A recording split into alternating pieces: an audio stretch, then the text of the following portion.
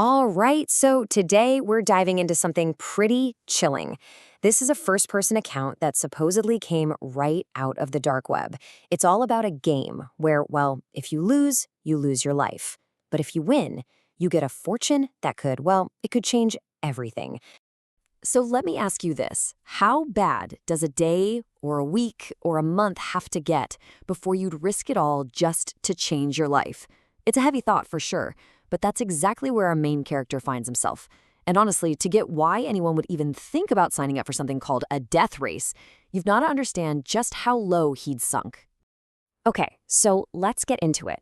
Our story kicks off with this guy who is having, to put it lightly, a catastrophic month. I mean, his whole life is just completely falling apart. And like so many of us do when things are bad, he's just doom scrolling, looking for anything to take his mind off it all, which leads him to some pretty dark corners of the internet.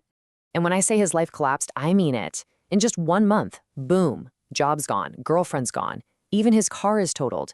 He is at absolute rock bottom. You know that feeling? When you feel like you have absolutely nothing left to lose? That was him.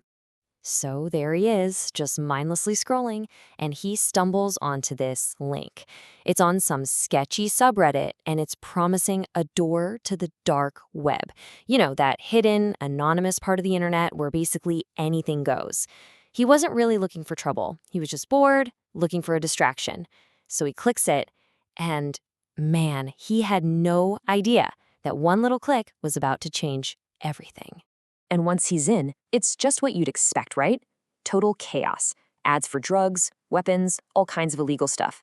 But then, in the middle of all that noise, 2 words just jump out at him. Written in this weird, bold red font. Death race. Super simple, super terrifying. And it worked. It completely hooked him.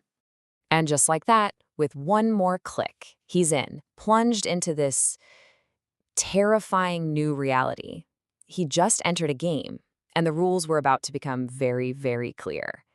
And, spoiler alert, very brutal. So he clicks the link, and the whole premise just lays itself out. It's a survival game. He has 3 hours to survive.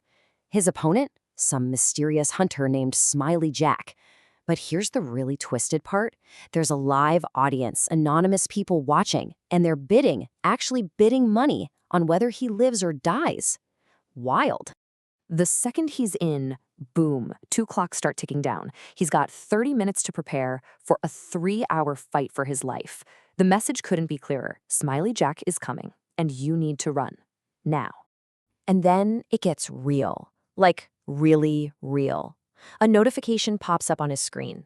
New bid added, $1,500. Suddenly, this isn't just some weird internet game anymore. These are real people putting down real cash on his life. Okay, so what do? Your first rational thought, of course, is to call the cops. He whips out his phone, starts dialing 911, but he doesn't even finish before this chilling message flashes up on the screen. It's clear the people running this thing are watching his every move. And yeah, there's going to be no outside help. So with no other choice, he just runs. He bolts from his apartment and just sprints out into the cold night. But it doesn't take long before he meets the man of the hour, the hunter he was warned about. And as he's running, his phone is just buzzing off the hook. It's giving him live updates from the game. And get this, in just the first 10 minutes of his prep time, the bids on him surviving have already rocketed up to $25,000. Then another message pops up. The crowd is loving it. How creepy is that? And that's when he sees him for the first time. Just standing there, silently, under a street lamp. It's this figure in a white suit, but it's all splattered with paint.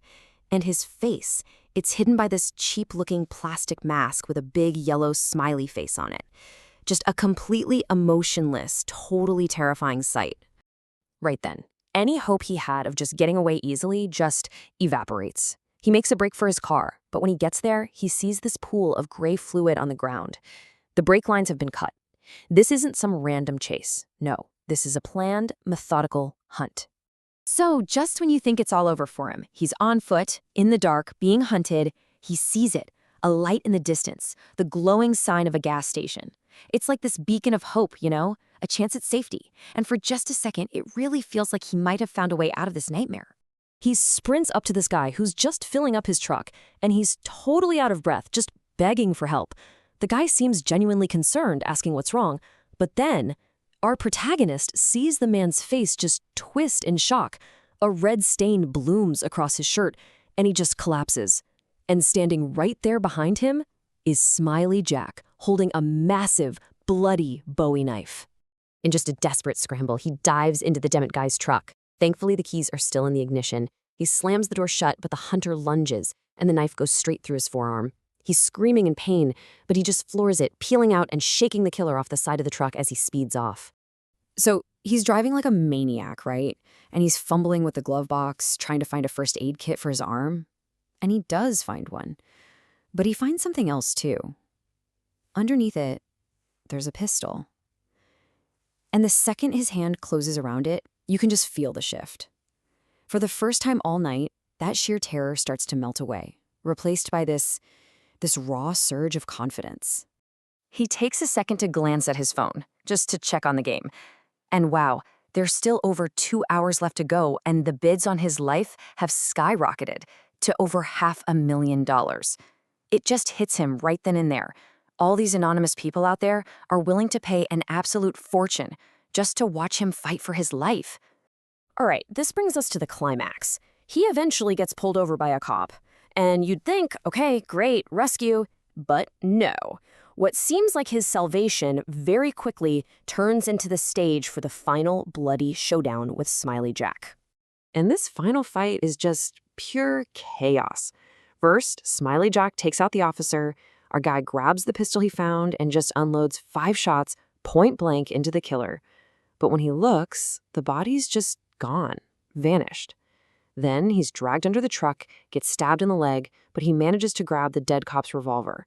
In this insane, desperate struggle, he jams the barrel into the killer's hand and pulls the trigger, just destroying it.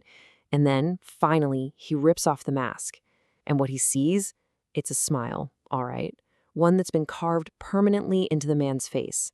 The sight is so messed up, so insane, that all he can do is just start laughing. Just this crazy, hysterical laughter. So what happens after all that? Well, the game is over. His phone buzzes one last time. A single word, congratulations. And just like that, the prize money is in his account. But the man who's standing there, the one who survived, he is not the same guy who clicked that link at the beginning of the night. Not even close. Think about it. He started the night totally desperate, completely broke, and being hunted like an animal. He ends it confident, incredibly wealthy, and, well, changed. That money, it set him up for life. But the experience, it twisted something deep inside him. He didn't just survive the night. The violence completely transformed him. And this is the final, really haunting part of his story. The big takeaway. He's not the victim anymore. See, he's now the one inviting other people to play. He's taken on the role of the hunter. He has become the next Smiley Jack. It's such a chilling way to end it, and it really leaves you with one big question. In a game like this, does anyone actually win